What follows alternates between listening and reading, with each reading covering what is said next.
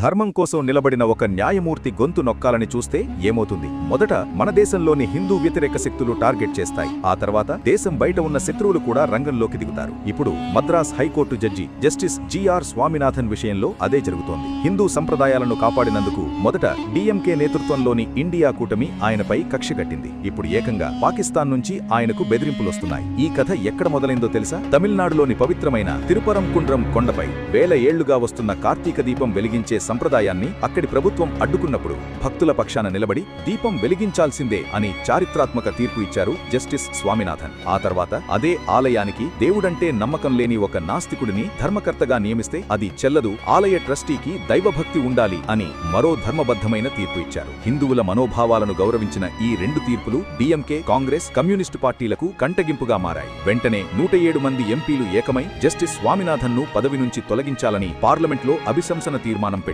హిందూ పక్షాన నిలబడటం వాళ్ల దృష్టిలో నేరమైపోయింది. కానీ కథ ఇక్కడితో ఆగలేదు. మన దేశంలో హిందూ వ్యతిరేక శక్తులు దాడి చేయడం మొదలుపెట్టగానే సరిహద్దు అవతల ఉన్న పాకిస్తాన్ కూడా తన వక్రబుద్ధిని చూపించింది. ఇప్పుడు పాకిస్తాన్ కు చెందిన సోషల్ మీడియా అకౌంట్ల నుంచి జస్టిస్ స్వామినాథన్ కు నేరుగా బెదిరింపులొస్తున్నాయి. ఒక్కసారి ఆలోచించండి. ఒక భారత న్యాయమూర్తి మన దేశంలోని హిందూ సంప్రదాయాలను కాపాడితే పాకిస్తాన్ కు వచ్చిన నొప్పేంటి? ఇక్కడ డిఎంకే టార్గెట్ చేయడం, అక్కడ పాకిస్తాన్ బెదిరించడం, ఈ రెండింటి వెనుక ఉన్న సంబంధమేంటి? హిందూ ధర్మానికి వ్యతిరేకంగా వీళ్లందరూ ఏకమయ్యారా? ఈ విషయం గురించి ఇంకా క్లియర్ గా తెలుసుకోవాలంటే ఫుల్ వీడియో చూడండి. ఇది కేవలం ఒక న్యాయమూర్తిపై జరుగుతున్న దాడి కాదు. ఇది మన ధర్మంపై, మన సంప్రదాయాలపై, మన న్యాయ వ్యవస్థపై జరుగుతున్న దాడి. హిందువుల కోసం నిలబడే ప్రతి గొంతును అణచివేయాలనే కుట్ర. ఈ కుట్రను మనం మౌనంగా భరించాలా? ధర్మం వైపు నిలబడిన జస్టిస్ స్వామినాథన్ కు మనం అండగా ఉండొద్దా? వేకప్ ఇండియా, ఇకనైనా మేల్కోండి. కులం, వర్గం, ప్రాంతం అనే గీతలు చెరిపేసి హిందువులుగా, భారతీయులుగా మనమంతా ఏకం కావాలి. ఇలాంటి అన్యాయాలని ప్రశ్నించాలి. ఈ విషయంపై మీ అభిప్రాయాన్ని కామెంట్స్ లో తెలియజేయండి. ఈ నిజం ప్రతి హిందువుకి చేరే వరకు ఈ వీడియోను షేర్ చేయండి.